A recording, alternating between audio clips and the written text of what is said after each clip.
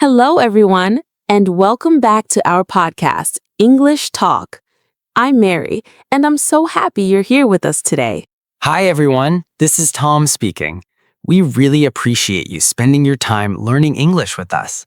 We hope you're having a wonderful day wherever you are. Maybe you're listening on your way to work, at home, or while relaxing. Yes, and today we have a very practical topic. It's simple, but many learners still feel confused about it. That's right. Today we're talking about how to use much and many. Two small words, but they can cause big confusion. Tom, I've noticed that many students mix them up. They say things like, "How many money do you have?" Yes, I hear that too. And sometimes they say, "How much books do you read?" And both sentences sound natural to the speaker, but they are not correct in English. Exactly. The good news is the rule is actually very clear. Let's start with the simple rule. We use many with countable nouns. And we use much with uncountable nouns. That's the main difference. Countable nouns are things you can count one by one, like books, apples, cars, or friends. Uncountable nouns are things you cannot count one by one, like water, money, sugar, or information. For example, we say, "How many apples do you have?" Because apples are countable. You can say 1 apple, 2 apples, 3 apples. But we say, "How much water do you drink?" Because water is uncountable. You don't say 1 water or 2 waters normally. Think about it this way. If you can add an S to make it plural, it's usually countable. Books, chairs, students, phones, all of them can be counted. But words like rice, advice, furniture, and traffic do not have a normal plural form. So we use much with them. For example, how much rice do you want? One very common mistake is with the word money. Many learners say, "How many money?" But money is uncountable, so we must say how much money. Another tricky word is homework. You don't say homeworks. That's right. So we say, how much homework do you have? Much and many are often used in questions, especially when we ask about quantity. For example, how many students are in your class? Or, "How much time do we have?" Notice how natural those sentences sound. Once you understand the noun, the choice is easy. We also use much and many in negative sentences. For example, I don't have many friends in this city. Or, "She doesn't drink much coffee." But in positive sentences, though, native speakers often use a lot of instead. That's a great point, Tom. Instead of saying, "I have many books," people often say, "I have a lot of books." And instead of I drink much water, they say I drink a lot of water. But in questions and negatives, much and many are still very common. So understanding them is still very important. Let's practice a little. Tom, I'll say a noun and you tell me much or many. Okay, that sounds fun. I'm ready. Many. Many books. Milk. Much milk. Students. Many students. Advice. Much advice. Perfect. See how clear that is? If you're listening right now, pause and think of 3 countable nouns.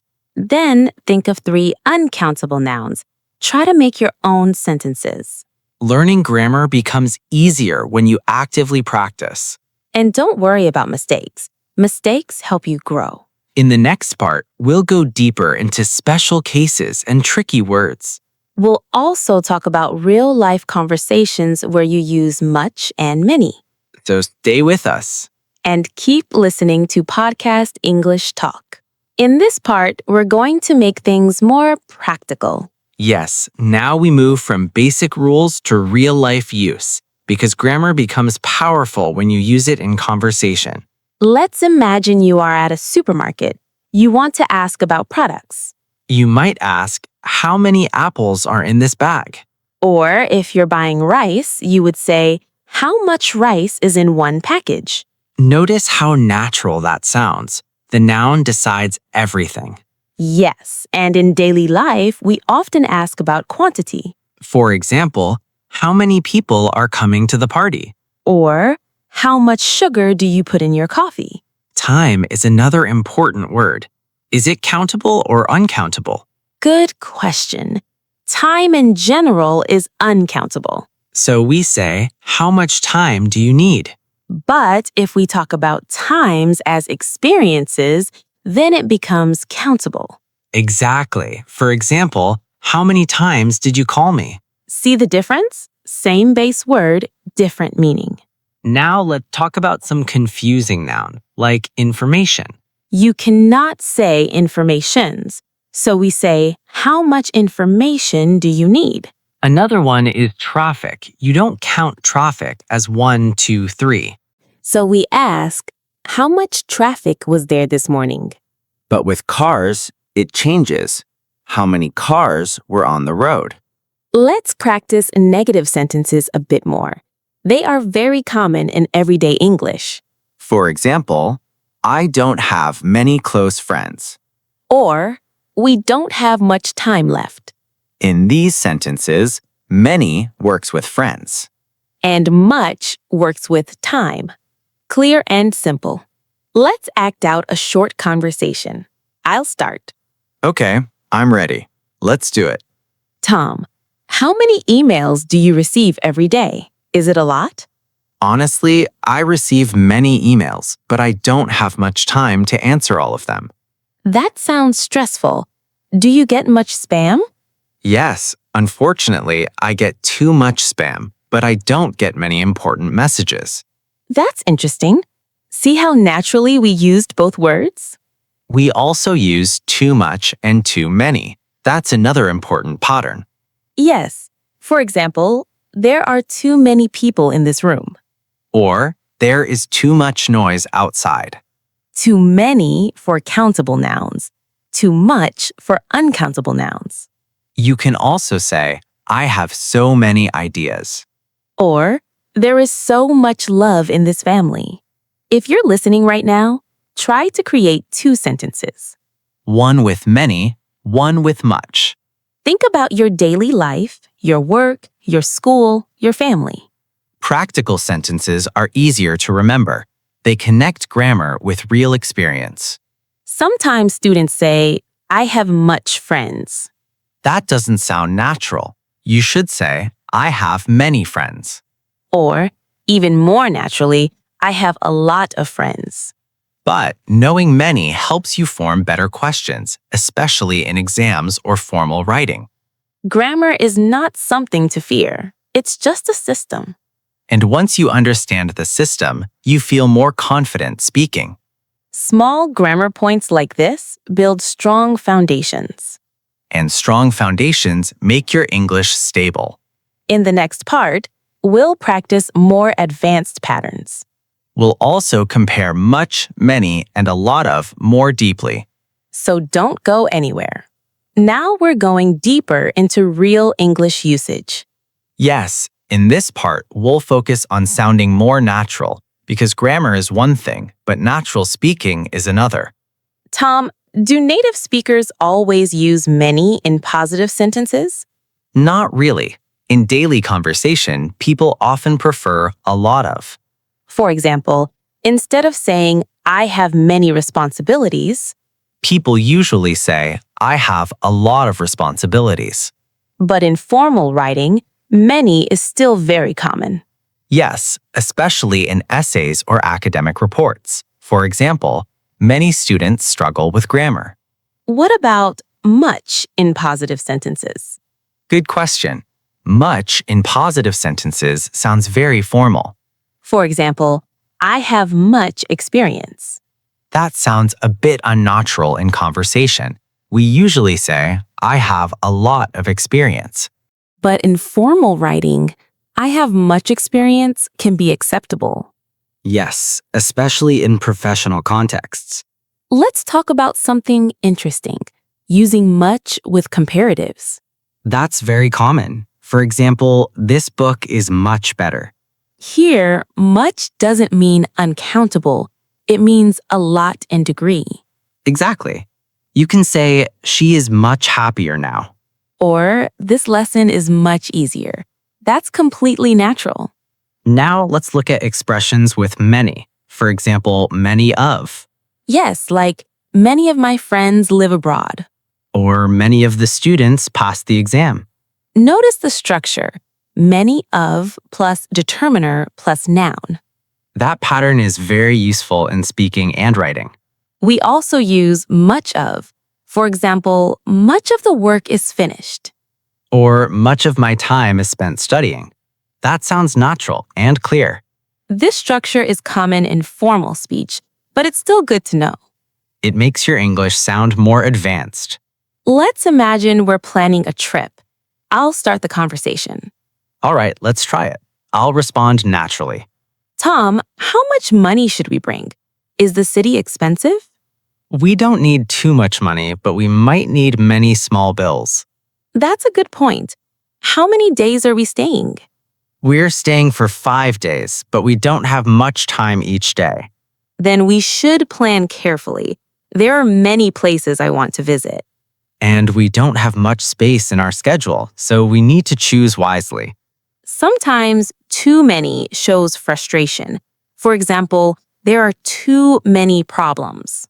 Yes, and too much can show stress, like there's too much pressure. Language also carries emotion. It's not just grammar. That's why practice through conversation is important. When you watch movies or listen to podcasts, pay attention to how often a lot of is used. And notice when many appears. It's often in formal or serious topics. For example, news reporters say many people were affected. But in daily chat, you'll hear a lot of people were affected. If you feel confused sometimes, don't worry. Confusion is part of learning. Clarity comes with repetition. The more examples you hear, the easier it becomes. And slowly, your brain recognizes the pattern automatically. Let's give our listeners a quick challenge. Make one formal sentence with many. And make one natural spoken sentence with a lot of. Then compare how they feel. Do they sound different? This awareness helps you choose better words. In the next part, we'll focus on common speaking mistakes. We'll also practice correction in real time. So keep listening. You're doing great so far. Now, we're going to fix some common mistakes learners make. Yes, this part is very practical. We'll correct sentences step by step. Let's start with a common sentence. I have much friends. That sentence is not correct because friends is countable. So what should we say instead? We should say, I have many friends. Or in natural conversation, I have a lot of friends. Both are correct, but the first follows the grammar rule clearly. Here's another example. She doesn't have many patients. That's incorrect. Patience is uncountable. So we must say, she doesn't have much patience. And in casual speaking, she doesn't have a lot of patience. Food words can be tricky. For example, I didn't eat many rice. Rice is uncountable, so we say, I didn't eat much rice. But if we say rice grains, then it becomes countable. Exactly. Then we could say, there are many rice grains. Let's practice correction in a mini conversation. I'll say something wrong and you fix me. All right, I'll help you. Let's try it. I don't have many time today. I'm very busy. It should be much time because time is uncountable. Okay, thank you. Here's another one. I drank many water. That should be much water. Water cannot be counted directly. Good correction. Now your turn to make a mistake. All right. There is too many noise outside. That's incorrect. We say there is too much noise. Perfect. See how simple it becomes once you notice the noun? Now let's test our listeners. We'll say a sentence and you decide if it's correct. First sentence. How many advice did she give you? That's incorrect. It should be how much advice. Second sentence. How many chairs are in the room? That's correct. Chairs are countable. Third sentence. There isn't much people here. That's wrong. It should be many people. Great job if you got those right. You're improving step by step. Let's talk about emotion again. Too many problems sounds overwhelming. And too much stress feels heavy. It expresses emotional pressure.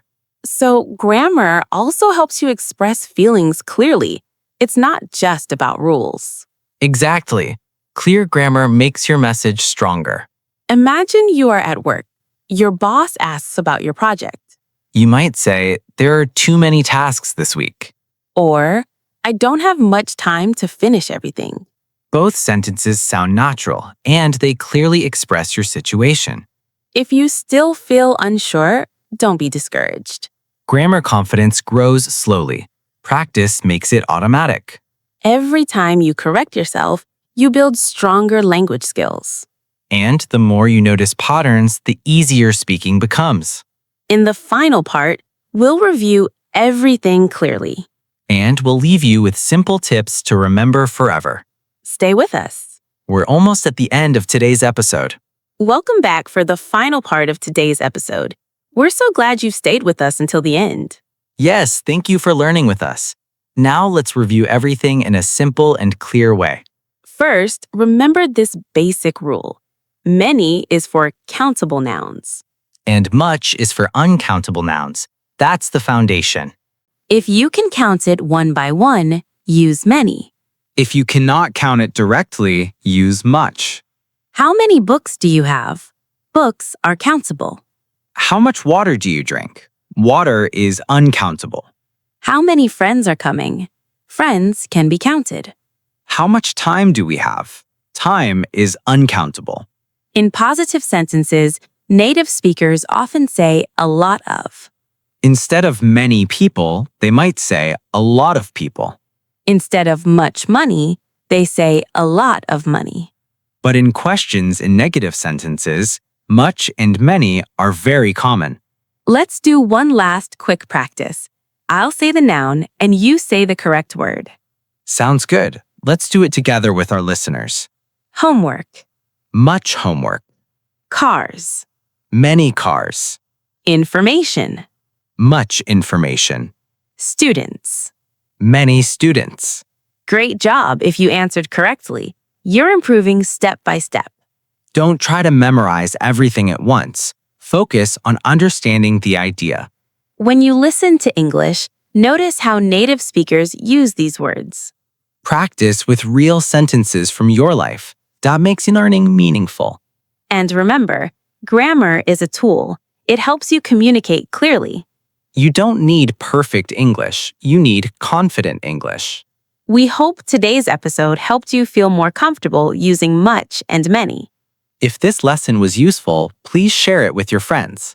And don't forget to subscribe to our channel, Podcast English Talk. When you subscribe, you won't miss our future episodes. We have many more topics coming soon, and we're excited to learn with you. Thank you so much for listening today. We truly appreciate your support. Take care of yourself, keep practicing every day. And remember, small improvements lead to big results. See you in the next episode. Goodbye, everyone. Bye and happy learning.